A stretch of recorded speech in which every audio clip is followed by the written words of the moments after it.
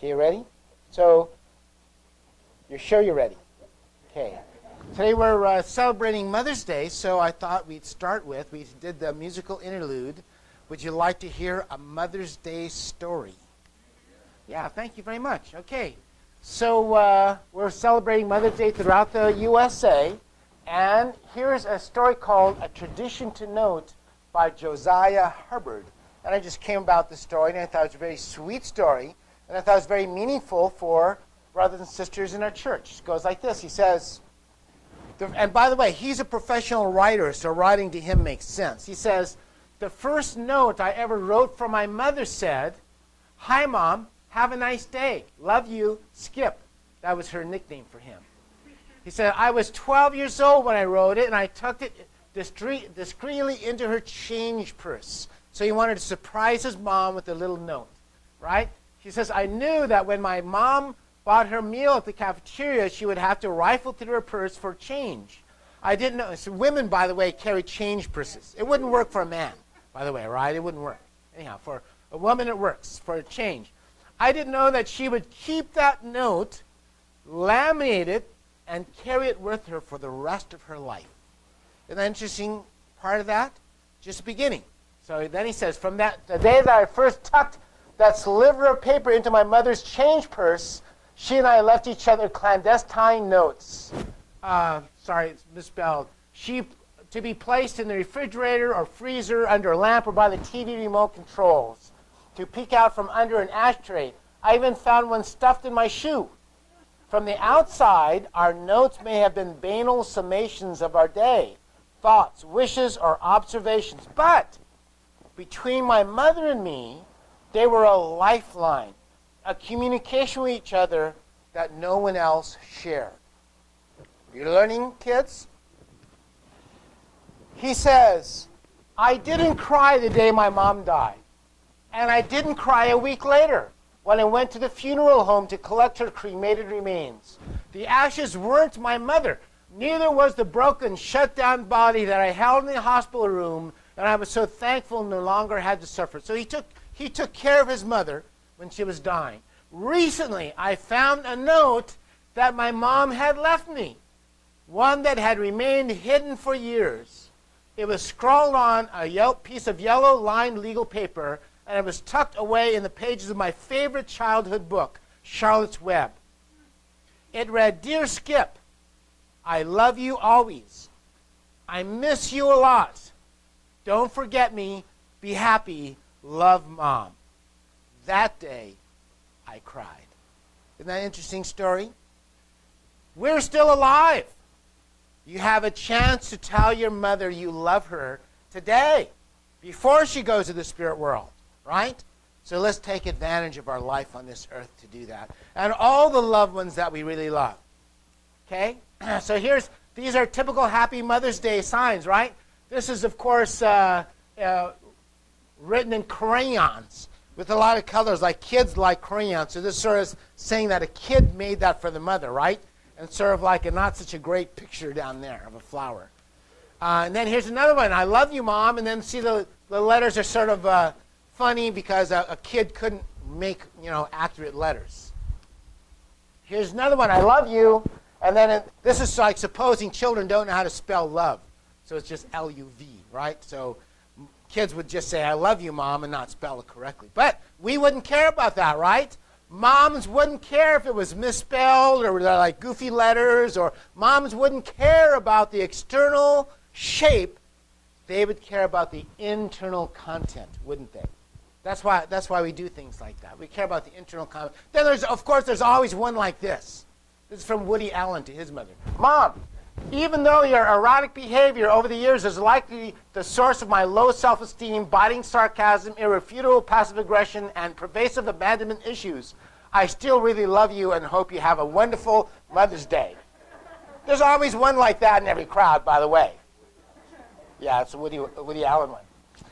But then there's this one, too. Look at cute baby, flowers, has all the things about Mother's Day. M is for the million things she gave me. O means only that she's growing older. T is for the tears she said to shed to save me. How many mothers here cried for their kid at some time or another? I'm sure 100% of all mothers here in the room cried for their children at some time or another. Probably, listen to me kids, probably no one else in high school ever cried for you, right? But your mother cried for you. Your mother cried for you many nights, many, many, many nights and days she cried for you. Probably the only human on earth maybe who really cries for you, right? T is for the tears she shed to save me. H is for her heart of purest gold. E is for her eyes with love light shining. And R means right, and right shall always be. Put them together, they spell mother, a word that means the world to me. Nice poem, right? We love these poems. Here's one. Here's a heart shape. Says, no gift to your mother can ever equal her gift to you, life. Happy Mother's Day. Isn't that right? Your mother gave you life. Father talks about it all the time. You got everything from your mother. You got your bones, your teeth, your hair, your food. Everything you got from your mother and father. We're going to talk about that a little bit about that today. In fact, by the way, Mother's Day in America celebrates, this is the 100th anniversary this year of official Mother's Day being celebrated in America. Did you know that? Yeah, we can clap for that. Happy birthday, Mother's Day. So it says, recognition and celebrations of mothers and motherhood can be traced back to the ancient Greeks and Romans. Festivals were held to honor the mother goddesses Rhea and Sybil. The Roman earth goddess Sybil had a festival in March called Hilaria. And by the way, that's where we get the term hilarious, because they're really happy that winter was ending. So it's March. Mother's Day is now, it's in May, but it's in the spring season or beginning of the summertime, right? Says the beginnings of the American Mother's Day date to the 19th century, before the Civil War. 1861 to 1865, Anne Reeves Jarvis of West Virginia helped to start Mother's Day work clubs to teach women how to properly care for their children, right? Humans have to be taught how to properly care for their children, I guess. That's sort of the point.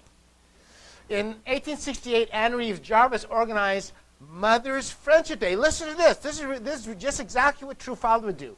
Mother's Friendship Day for the purpose of mothers gathering with former Union and Confederate soldiers to promote reconciliation. Did you know that? It was originally a kind of peace thing. Mothers, right? Mothers don't hate the children. The soldiers are fighting, but the mothers are saying, no, quit fighting, kids. Stop it. Don't hurt each other anymore. Right? So, so that was one of the beginnings. Julia Ward Howe, an abolitionist and suffragette, wrote the Mother's Day Proclamation in 1870 as a call to action for mothers to unite in promoting world peace. Right? So abolitionist means she was against slavery and wanted the rights of women to vote, and so she wrote a Mother's Day Proclamation. God bless her. It says, with the efforts of many to establish a national day recognizing mothers, it was Anne Reeves Jarvis's daughter who is credited with the founding of the official holiday. Did you know that? So the mother couldn't do it, but her daughter, following in her footsteps, says Anna Jarvis, following her mother's death in 1905, conceived the concept of Mother's Day as a way to honor mothers for the sacrifices they made for their children. Don't mothers sacrifice for their children? Every day of the week, mothers sacrifice for their children. Anna Jarvis gained the financial support of Philadelphia department store owner John Wanamaker in May 1908, subsequently organizing the first official Mother's Day celebration at a Methodist church in West Virginia. Now you're going to see as we go on, this is no coincidence that the official first Mother's Day was held in a Methodist Christian church. You're going to see how all this ties together as we put all these details together. So we say in the Unification Church, we don't have a Mother's Day, do we? Right? We have 5 major holidays. None of them is called Mother's Day. Right? We call it, and it's not because we don't honor mothers, it's because we call it True Parents' Day. Because we believe that mothers shouldn't be by themselves. We believe a mother needs a husband and a society to protect, care for, feed, and take care of that woman. Don't we? That's why we have True Parents' Day, not just Mother's Day. Although we really like Mother's Day too, right? So we also have God's Day. That's one of our other holidays, God's Day. True Parents' Day. and True Children's Day, Day of All Things, and what's the last one? We have Foundation Day, right? And you can see why that's really important. Actually, Foundation Day is probably the most important day to mothers around the world, as you'll see how this works out. So we say there are stepping stones, the stepping stones of true motherhood. From Divine Principle Book of Creation. By the way, you know, my prayer, what I do for prayer in the morning, is I go out early in the morning and go for a walk, and I've been rereading the Divine Principle book. So this is a Principle of Creation sermon, by the way. You'll see how it all works, right? From Divine Principles of Creation, we can understand that all aspects of God's nature are represented in nature, by nature, and that's a representation of nature.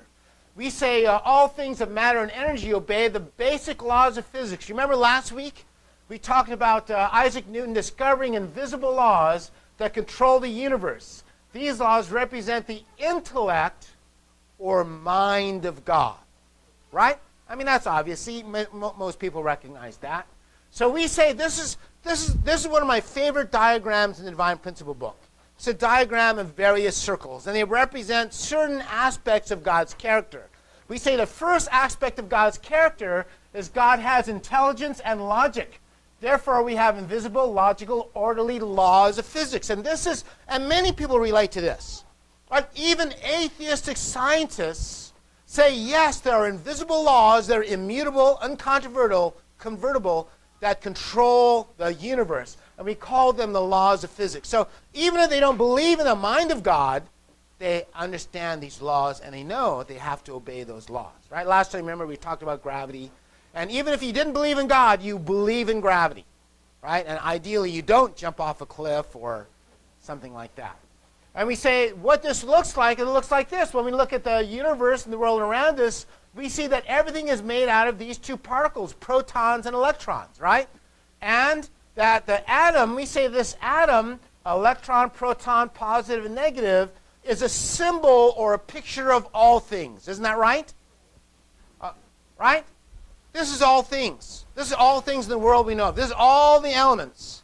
All the elements we can find, uranium, contrarium, think of all the elements you can find, helium, ballonium, you can think of any element you can think of. They're all represented here, and they're all 100% made of electrons and protons, right? There's no other thing made out of something else. From the most simple atom to the most superheated plasma in the universe, they're all made of the simple compound of electrons and protons, right? And it's compound, it's two. It means with one another. Okay? So we say in divine principle terms, and this is gets important and sensitive to me and my heart. Divine principle says, however, God is not intellect alone. God is also emotional. As we look at the full spectrum of creation, we see beauty, emotions, not just blind obedience to laws of physics, right? There's some people who think, well, God is just the law. It's just like the law of Moses. You just have to obey the law or burn in hell. We say, no, divine principles, no, that's not what God's like at all. That's only the external, that's only the most outside fringe aspect of God's nature. That's lawyerly or lawfulness. But the internal nature, we see different. We see beauty, we see emotion, not just blind obedience. That's why we don't only see laws of physics, we also see flowers. We also see beauty, we see animals, and we begin to feel and sense and appreciate love in the world we live in, right? We don't just see laws of physics. When you look at this, you don't just think, oh, there's hydrogen and oxygen together forming the molecule of water, and it's pouring down in gallons down through this calcium carbonate structure called, we don't see that, right? No, we don't see the laws of physics. We see a beautiful waterfall. We see green plants, right? And we see little bugs, right? We don't just see, oh, I see the stamen and pistil preparing for a union of masculinity and femininity to propagate genetic resources to create more. We don't see that. We see pretty little bugs, ladybugs. And we like to play with ladybugs, right? I like to let ladybugs crawl on me. Do you like that? Yeah, see, Vincent automatically knows. That's what ladybugs are for. And we like to gather flowers, right? Probably all the mothers in the room receive some sort of flower, at least a picture of a flower, right? at least a picture of a flower, if not real fresh flowers. But hopefully, you got real fresh flowers, right? So when we do that, when we give our wives and mothers flowers, we aren't saying we're giving you a combination of hydrogen and oxygen and xylem and phlegm tissues. We don't do that, right? We say, look at this beautiful flower. This is an expression of love, right? We don't say this is an expression of biology. We say this is an expression of love. I'm loving you by giving you these flowers, right? Right? Our intellect just doesn't respond to flowers. Our hearts respond to the flowers. Our love responds to the flowers, right? And then look at this, same thing. We don't just see here's masses of limestone caused by whatever. We begin to feel beauty, don't we? Right? Look at this one. We don't think, oh, here's the light waves refracted by the oxygen in the atmosphere, and we're seeing the various frequencies. Nobody talks like that, right? Geeks, squids, nerds, they might talk like that, but it's really not real. Everyone sees it and sees the beautiful mountains and the rainbow, and everyone wants to get under the rainbow, right, and find the gold there. Well, Irish people do anyhow. Some people think, now if you study art and scientists, some evolutionary psychologists say the reason we find beauty in nature is because when we look at pictures like this, we think, there's going to be food there right now. There's going to be fish in there, or deers are going to, but it's not true. We think that's beautiful. Look, there's no fish. There's nothing to eat there, right? There's nothing to eat, but we still find it beautiful because there's something in our hearts, something in our original minds and our spirits that just feels awe, doesn't it? That's why there's a John Muir Trail. That's why there's a Walden's Pond. That's why there's national parks. That's why we do all those kinds of things. Look at this one. Isn't that gorgeous? Don't you just feel, I feel some happiness, some joy. I feel some peace. I go out to nature every morning to walk in nature somewhere, and because it lets me feel peace and happiness and joy. Look at this. Look at a beautiful butterfly. Probably you're not going to eat a butterfly, right? You're probably not going to eat a butterfly or there's flowers. Nevertheless, what do we feel? We feel peace. We feel love. We feel joy. We feel bright. We feel hope. When we go out in nature like this, we feel good. There's a feeling in us. Not just an intellect. There's a feeling in our heart that makes us feel better. Right? So we say that's because if we look at the whole spectrum of what nature is and what God is, there's not just the outside lawful nature of God. Yes, God is lawful. But more, there's an internal core of God. It's a pink core. The internal core of God is pink. Right? It's pink because it's warm. It has emotional beauty of a parental heart of love.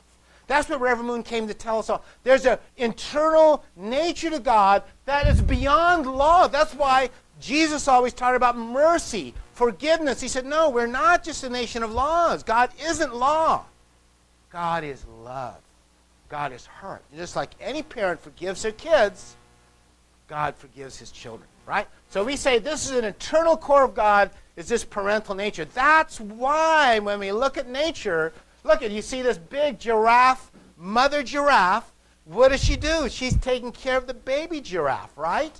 Where does that come from? We say it comes from the Spirit of God. This is an exhibit or an expression of God's real nature. Look at this one. Don't we all love to see swans and baby swans? Cute, right? We all think, oh, how cute that is. How about rhinoceroses? Usually with rhinoceroses, you don't think cute, cuddly, sweet, feminine. You don't think that, right? You think rhinoceroses. They destroy pickup trucks and bump into things and ram things and squash things, right? But look at, here's the mother rhino with her baby. When the mother rhino, even though she's a big brute that weighs 2,500 pounds and can, actually, they used to have a rhino at the San Diego Zoo, and they said there's a rhino just like this with this big horn, and there was a pickup truck there by the guy's house, and the animal was eating like this, eating the grass, and got his horn caught underneath the pickup truck. Do you know what happened? Yeah, he just threw the pickup truck away. He got mad and got stuck underneath there and just threw the pickup truck away. They say she turned the whole pickup truck over and everything in it, and it just wrecked the pickup truck because her horn. So we don't usually think of this big brute monster called a rhinoceros as a sweet, loving, cuddly, warm, fuzzy mother. But look at, when the big monster is with her baby rhino, she's just a cute, cuddly, warm, friendly, little mother, sweet rhino. How about pandas? Everybody loves pandas, right? Saying usually have everybody loves pandas, right? That's easy. How about cheetahs, right? If a cheetah saw you in the forest, she would eat you for a snack. Eat you for a snack. Look at those vicious fangs, right? But with her babies, Mother Cheetah just loves, takes care of, and protects her babies. Isn't that right? How about lions? Look at that lion mother, right? She would tear you to pieces without even thinking about it. But look at how she just clean up, baby cub lion. We need to clean you up. You're all dirty from eating a zebra. But, right? But the mother lion to her baby cub just is warm, loving, gentle, clean, caring, protective, etc., right? How about this one? Look at him, biting that tail of that lion. What's going to happen to him? Will the vicious lion turn and eat him for a snack? No. No, the baby lion can bite the mother's tail all they want, and they're not going to be eaten, right? Because we say there's somehow, for some reason in nature, there's a spirit of protection and love between baby lion and mother lion. Even though mother lion makes a living of tearing other animals to pieces and eating them, she still is going to just take care of her baby cub, right? This next one might scare you. Oh, how about an octopus? I know there's some people in the room thinking, a delicious snack. It's just sushi waiting to be made, right? Do you guys know the story of octopus mothers, how octopus mothers take care of their babies? Do you know how that is? What happens is she's in a cave, right? When an octopus mother is nearing the end of her life, she puts all her eggs in this cave, and she stays in that cave. And because the water has to be circulated, octopi have a kind of water jet they use for swimming around. She aerates the water, exchanges the water so that the little octopus eggs are growing and protected in the cave, and she stays there until she dies. Do you know that? The octopus mother stays there until she dies, and then her body decomposes, and the little octopi babies live based on the nutrients from her body. So we say the octopus mother completely sacrifices her whole life for nothing else but to raise her little babies, little baby octopi, and then they go and start the whole thing over again. Where does that spirit of self-sacrifice come from? The octopuses think it up themselves? Do octopi think, I know, I'll just kill myself and save all my babies? No, they don't think that. We say there's a spirit, an instinct that guides them. How about this monster? How about this? Crocodilians scare me. Right? This big crocodile, look at how vicious, he's usually biting and tearing and eating and like that. Look at this one, look at that. Killer beast, right? You wouldn't think warm, it's cold-blooded animal. You wouldn't think warm, loving, caring, protective mother, right, from this monster, would you? Nevertheless, there she is. Look at, they used to think that crocodile mothers ate their babies because crocodile babies do this. It's not true. What happens is the crocodile mother opens her mouth on the beach so the babies can play there in complete and perfect protection, right? Even a lion wouldn't try to catch and eat that baby crocodile if he's playing around in his mother's mouth, right? Absolutely not. The baby crocodile is completely, perfectly protected by the strength and power, ugliness of his mother. Now, the baby crocodile doesn't think his mother is ugly. The baby thinks beautiful, gorgeous, true mother, right? So we say this is the nature of God in a symbolic form, that all things in nature are symbols of this natural heart of love of God. It's not a perfect representation of God, but it's a symbolic image, right? So from this symbolic image, though, what do we see? We see care, we see protection, we see value of the unique qualities of her child, and the value of lineage. We see the value of lineage. For example, here's another one. Here's a baby crocodile hiding in his mother's mouth so lions and other animals don't eat him.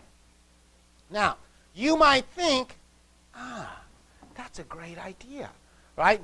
Brian might think, oh, that's a great idea. I can put Vincent next to the crocodile, and she'll protect him from all other predators, right? Would that be a good idea, Brian? Oh, got it. No, it wouldn't be. Gosh. No, it'd be a terrible idea. Why not? Why does the mother crocodile protect her baby but wouldn't protect baby Vincent? See, the answer's obvious, right? It's a lineage thing. She will protect her lineage to her death. She'll protect her baby crocodile to the end of her life. But she won't protect your baby, right? Because that's why we say there's a thing about lineage. There's this thing about the unique value of crocodiles to crocodile mothers. Does that make sense? We understand that. It's very clear, right? Very clear and very obvious. Crocodile mothers protect crocodile babies. They eat everybody else. Right? So we say in Divine Principle says each and every creation is God's substantial object, which is the manifested form of the invisible essentialities of God. So everything, the invisible nature of God's parental heart is expressed in crocodile mothers and rhino mothers and all these different kinds of mothers, right? So we say everything is called an individual truth incarnation. Man being the substantial object of God who was created in his image is called the individual truth incarnation and image. That is, humans are supposed to more fully represent God than crocodiles or rhinos or hippos or any other kind of animal. Since all creation other than man is a symbolic object of God created in his indirect image, it is called the symbolic individual truth incarnation. That's why you can look at all kinds of animals. You can look at platypuses. You can look at everything, and you see the same nature, right? Beavers, bears, fish, sharks, whales. We all see in nature this kind of parental protection, right? No animal in nature creates a habitat for the baby and then kills the baby, right? See? This is a symbolic image of what God is like. God is there to protect his baby, his children, above all other things, right? Care, protection, value the unique qualities of her child, and value of lineage. That's one of the things Reverend Moon really tried to get into our hearts and brains, the value of lineage, right? So here's this picture. We say externally, here's the world, protons and electrons, and then we say God used a step-by-step process.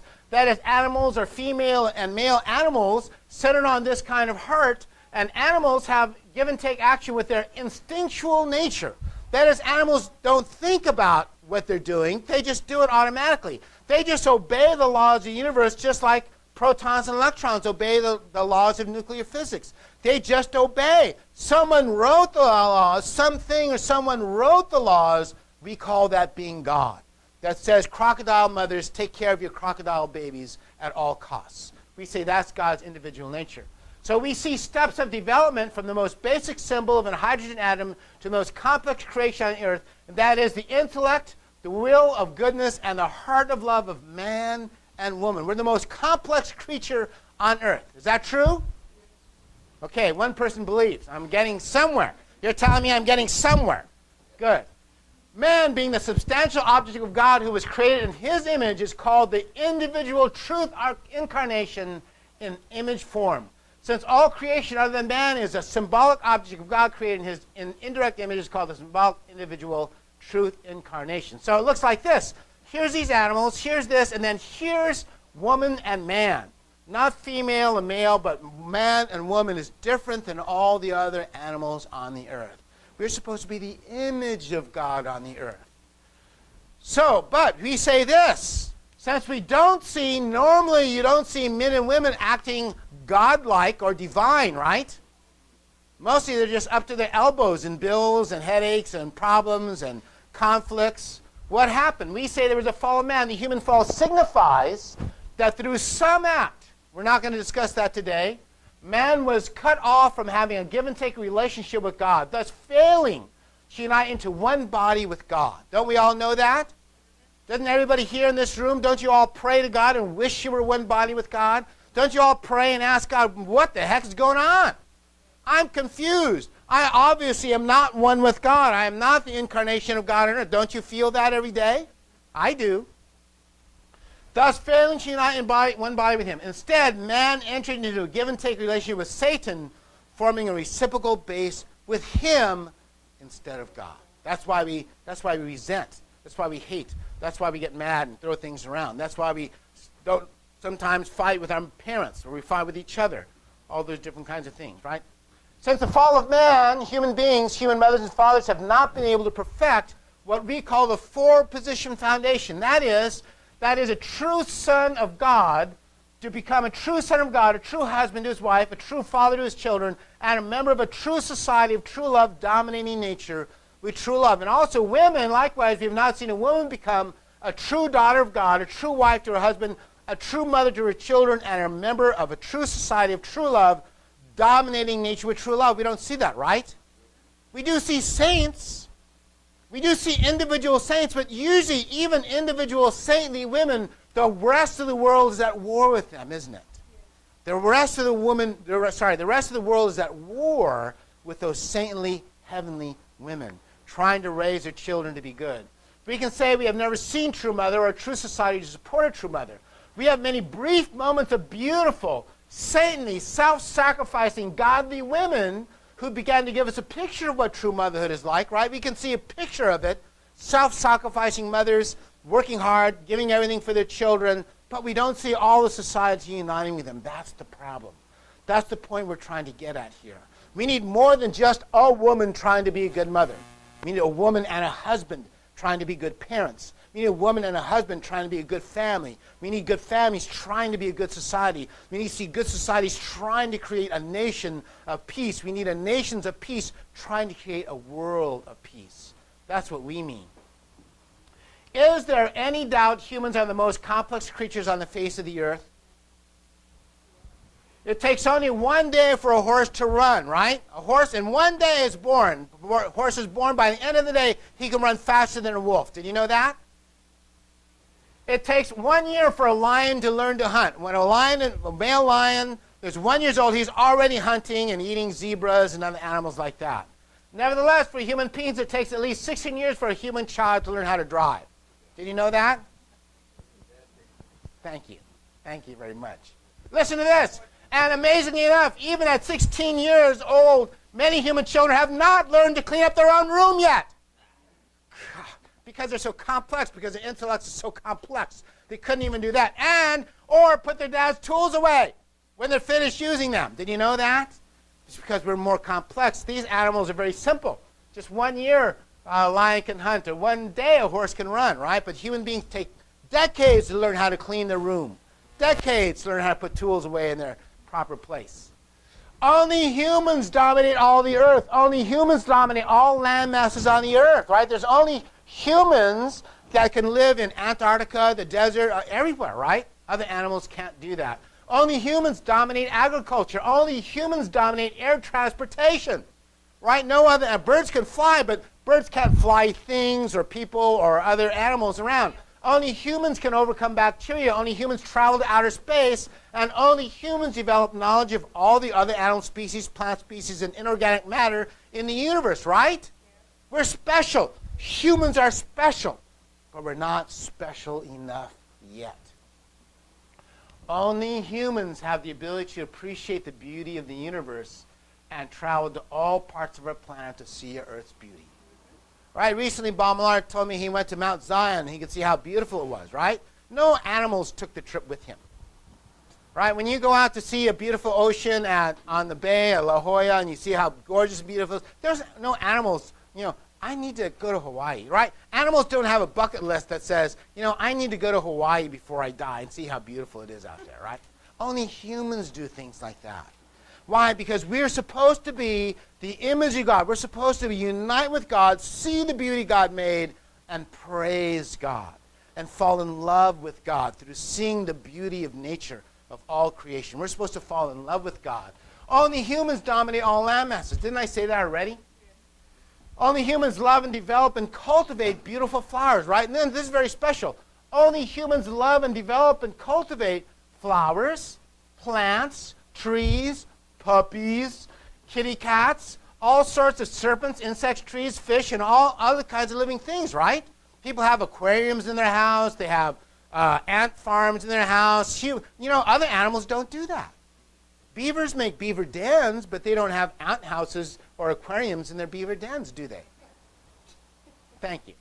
Thank you very much. Right? So humans are different because humans occupy a special place in the creation of the world. Right? However, and this is very important, we are only beginning to touch our true potential. Because our true potential isn't intellectual, it isn't scientific. That's only the external. That's only the most external aspect of God's nature, the scientific rules and physics of the universe. Technology is only the most outer aspect of God's character, right? Right? Our real internal potential as lords and caretakers of the earth and all living things, including ourselves, is based upon true love. It's based upon creating true love and getting rid of fallen nature. Right? So we say there's all these levels of life, and if you don't understand the levels of life in history, you're doomed to repeat them. So we say there was prehistory or a fall of mankind. When if we read the early Greek, Sumerian, Egyptian writings, people were crazy. People committed all kinds of adultery, infanticide, murder, enslavement, torture, Sodom and Gomorrah. Every kind of evil existed that ever was. And then we say there was a next step that was called civilization. When Egypt and the Greeks began to make civilization, right, they worshipped basic femininity. They had pagan goddesses, although their civilization was still really tough on women. For example, they had polygamy. Greek men could have as many wives as they wanted to. They could have servants, they could have concubines, wives, they could have every kind of weird relationship known to man. Some I'm not even going to bring up here because, people would be insulted. Divorce, slavery, patriarchy. Patriarchy meant that a man could own his wife like a piece of property. He could beat her, he could kill her, he could do anything with her that he wanted because that was what the age of patriarchy was in Greek and Egyptian countries at the time. That was a level of culture at that time. We said then there was another level called the law of Moses. God sends Moses and we get a new law. Now the new law said we're supposed to worship an invisible God, the Creator. It was still tough on women at this time, right? We know in the Old Testament they still had polygamy. That Abraham and some of the old patriarchs, they still had polygamy. They were still very hard on women. They still had slavery of women. They still had patriarchy of women, right? Now, there were laws against murder. This was superior to Greek culture because you couldn't just murder your wife. And by the way, you couldn't kidnap a wife. You couldn't kidnap somebody and say, now you're a wife, right? You couldn't commit infanticide in Hebrew culture. If you killed a baby, they would kill you quickly and immediately. You couldn't kill your own children in Hebrew culture. Right? It's like begins the rights and protection of human children. And you couldn't divorce your wife easily. There was divorce, but you could not easily divorce your wife. Read Malachi, right? The followers of Baal, meanwhile, believed in infanticide and child sacrifice. That's why the Jews were always at war with them, because they believed in killing their own babies. They still believed in that. So we can see different laws in different cultures grew up. Then in Christianity, for example, Jesus came and he ended the practice of polygamy. All throughout Europe and the United States, bigamy and polygamy are against the law. Do you know why? Because that's what Jesus said. He said one husband and one wife forever. And no more patriarchy. Jesus said you have to love your wife as you love your own body. Right? He says you can't, no one hates their own body. So he said you can't hate your wife. You must love your wife just like she's yourself. And then also Jesus raised up the value of children, right? He said children are what the kingdom of heaven is made out of. So then in Western civilization, because of Christianity, we began to make child labor laws. We ended slavery. We ended all kinds of evil things done to evil children. Infanticide for a while became illegal. And listen to me. There's still a battle with evil forces. There's still cultural forces in the United States who would like to abort every baby ever made. And if you're not aware of that and you're not willing to stand up against that, we're going to be living in hell. So through this, through Christianity, family became valuable, no divorce, and motherhood is elevated. That's why I said there's no coincidence that Mother's Day began in a Christian church. There's no coincidence because we understand that Christianity elevated motherhood to sainthood. And that's really valuable. So now, the next step in human evolution is what we call Chungilguk. That is a nation created for the elevation of families to oneness with God. That's the next step in human evolution. Right? We can see humans went from killing each other, infanticide, polygamy, kidnapping, murder, to none of those kinds of things. The next step, however, we're still, for example, in our church, we believe in families, and many groups do, but our nation doesn't.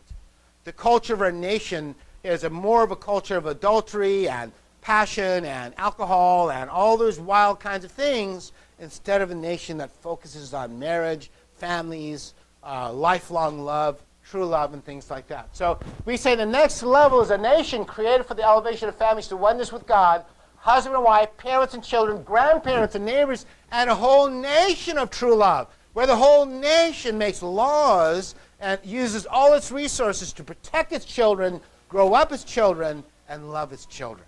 So they get to a next level that we call the kingdom of heaven on earth. We know there's no nation called the kingdom of heaven on earth right now, don't we? We know that that's true. Nevertheless, that should not stop us from trying to accomplish it. That should not stop us from trying to accomplish this nation. That's what we're here for. That's what the Unification Church exists for, to create that nation that uplifts, protects, and honors true families of true love, right? And we understand this is a step-by-step process. Jesus, listen to this. This is the, what do they call it? This is the most important slide here. Jesus, having become one with God through the relationship of give and take, came to this world as God's Son.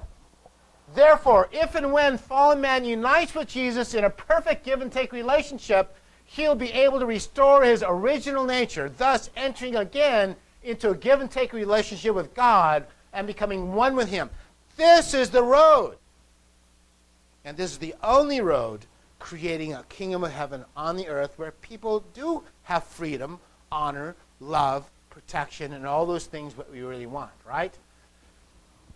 Therefore, Jesus is called the mediator for fallen man, being the way, the truth, and the life. He came to serve mankind with love and sacrifice, giving even his own life.